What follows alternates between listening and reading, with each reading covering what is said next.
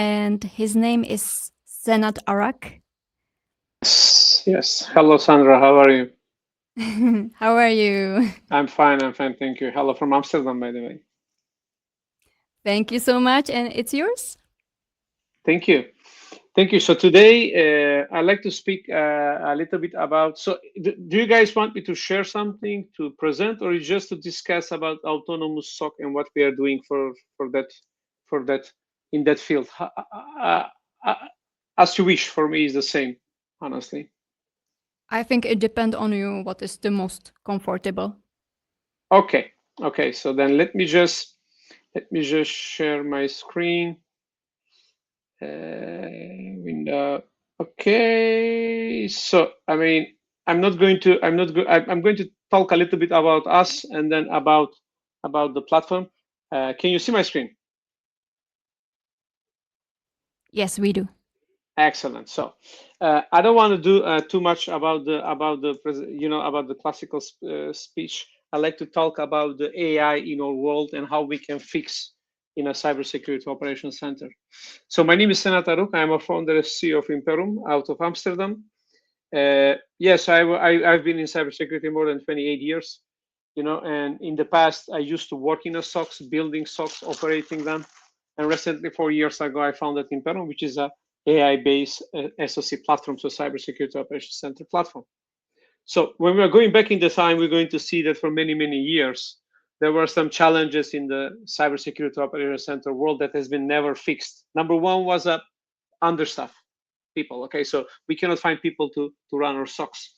Number two is the amount of the technologies that we use, which is forcing our analysts to jump from one GUI to another one to be able to figure out what happened in a one single alert. And number three is keeping in a pace with or losing pace against the new threats, because they are evolving, and we need to keep our analysts all the time, updated with the new threats. Today, we can fix this with AI features. Okay, so there are many agentic AIs that you can find in the market. We at Imperum, we develop a lot of them. So we have AI agents for engineering. So basically, which is helping you to integrate the stuff using AI. We have agentic AIs that can, do workflow designs and stuff like that.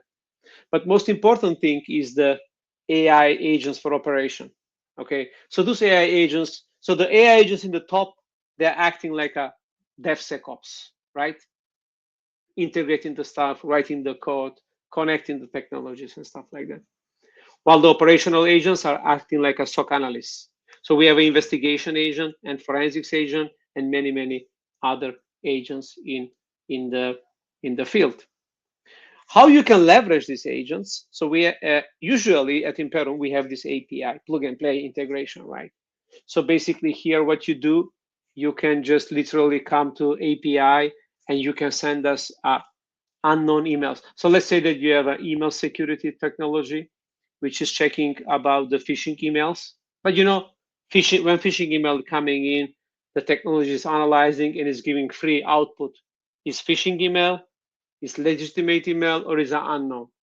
So this unknown emails, the unknown verdicts, is always going through a human verification. Okay, and this takes a lot of time.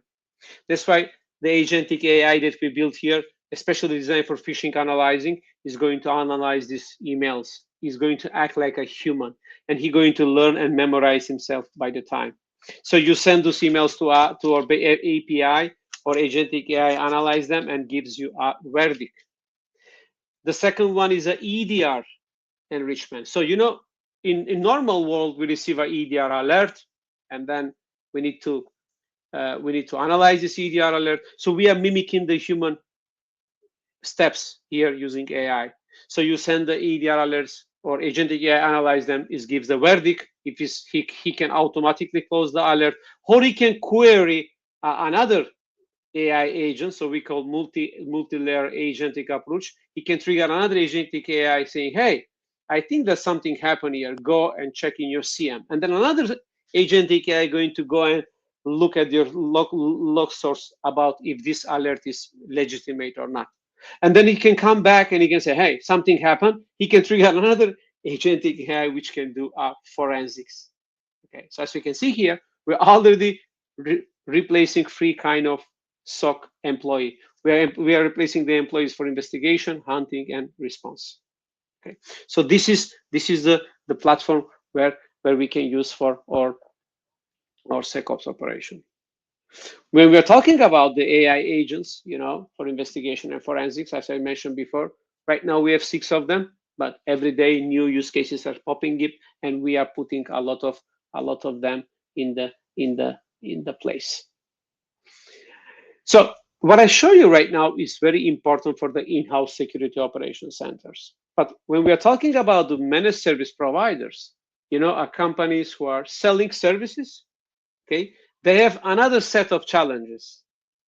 Okay, their challenges is totally different. Their challenging is, they want to scale, but without losing the quality of the service. They have one hidden killer, which is the hidden cost killer, which is the API integrations. And the same things, burnout is always there, right? Because in this scenario, you need to scale a very large SOC to be able to serve 100 to 200 customers. Okay. So again, when we're talking about these 5 challenges here, right? Believe me, we can fix all of them right now using agentic AI technologies. Okay. So this is about agentic AIs and what we have done in Imperum in recent years. Okay. So if you have any questions about the agentic AI, autonomous SOC, and stuff like that, I'm more than happy to answer you.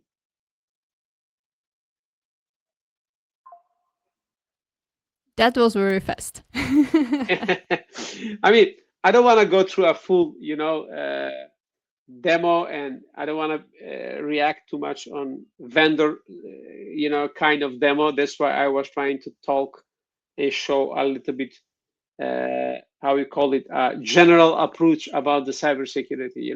That's why, I wanted to keep it short. And if there is some questions from our audience and from your side, I'm more than happy to answer you. Maybe about the AI agents, how do you see in the future? I mean, right now, you already have some kind of setup. You already know what you can do with them, where you can use it. But what about the future? Because Look, as technology is also like still improving, etc. So do you think there is some another potential, for example, in AI agent using or whatever connection? So again, let me tell you this one. I mean, the future of cybersecurity, especially human factor in cybersecurity, is not so bright. Okay, so that's number one. Every day we are finding a way to fix a broken things using AI. Okay, so this is really important. And I'm not sure how much we can handle, this kind of shift, because the main thing right now with AI is hallucination, right? So everybody is talking about hallucination and stuff like that, but every day the hallucination of AI is going down and down because we start seeing models, and we built many of them, which are specifically designed for cybersecurity. Okay, and then when you have this kind of small models, then the hallucination is going down, and then the quality of AI or help from that AI is rising. Okay, if we check the market, so last year January, the autonomous SOC market and agentic SOC market start popping in. We were already ready with Imperum because we are 4 years old platform. Okay, and January last year we started embedding AI in our product. We are not a AI. We are not a okay. So there is 2 things. You have a products who are selling AI like this, their product. We call them ChatGPT wrap solutions. And then you have a platforms like ours, which AI is embedded on the product itself. So we are the second one. Okay. And this is changing so rapidly that last year there was a couple of billion, investment from the VCs in autonomous SOC and agentic AI platforms. And then end of last year, you remember there was an AI bubble, discussions, AI bubble, AI good. And this year we see that autonomous SOC market is evolving. There is already a unicorn in our market, so very first one. And there is no more, afraid of the bubble, AI bubble and stuff like that. And this is going to take much more, from human workflow, and it's going to give time to analysts to spend for their other social activities. I mean, like, even if I again take it out a little bit from the experts, but just for the random people, when they are hearing like the AI agents, so they are see that there is some kind of possibility to make it for some like searching or some topic, which they can then they don't need to again writing the prompt, right? They can just everything will do that instead of them. But Look, I mean, when we are talking about the prompt, right? I mean, so let me tell you this way. So are you going to, I mean, when I'm checking in the AI world, okay, there is two things. I think that we jumped the first thing, not at Imperum, okay, because at Imperum, at the first, we started using AI like a butler, like a robot to do the heavy lifting. That's how we started. Then we start using AI in a way where we are starting to ask him opinion. And these opinions were tied to the hallucination.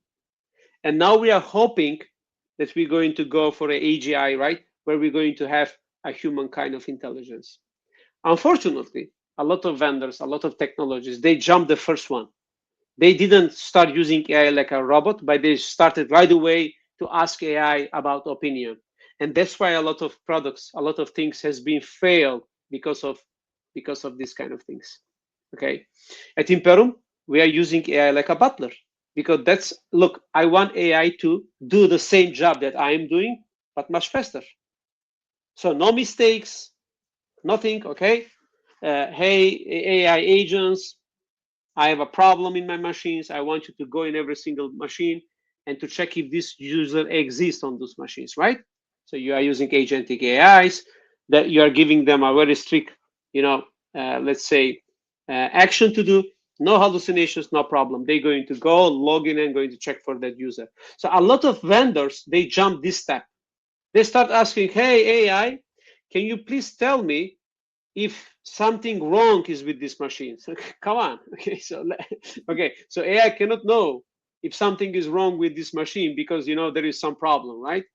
So that's why at Imperum we start using AI like this at the first, and now of course when we collect the data, when I'm going to collect the data, look, hey Imperum Forensics, go in every single Windows machine, bring me the users, right?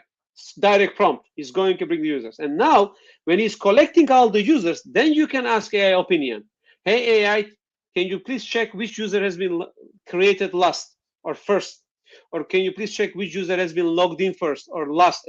Then you can ask this AI to help you with that collected information, right? So yep, so this is where we are going, honestly. Okay, this is where we are going.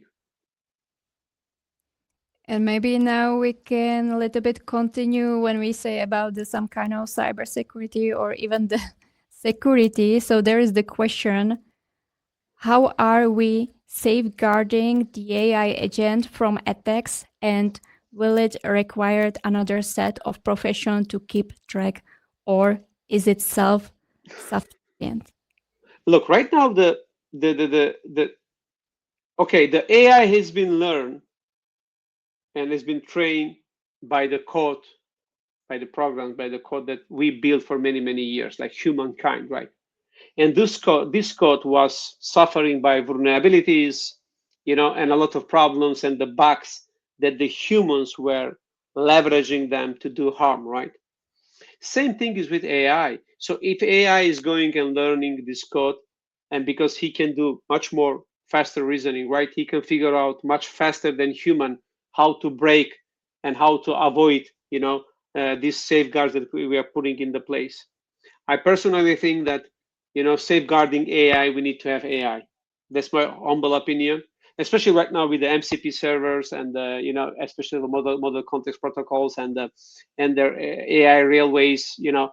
So basically every single AI agent or every single MCP server or whatever we call them, right? They are a direct shell. They are like giving the keyboard to somebody and to type whatever he wants. Okay. So I think that with agentic AI right now and with MCP, we are back to the 0-1 in IT world. Where in the back, we didn't have nothing from cybersecurity. It was just a plain passwords, and after that, we didn't know nothing about the attacks. There was no web attacks, there was no OS attacks, there was no network attacks. I think that with AI, we are on that first right now, and this is going to be evolved by the time. That's my hope, and that's my honest opinion. Okay.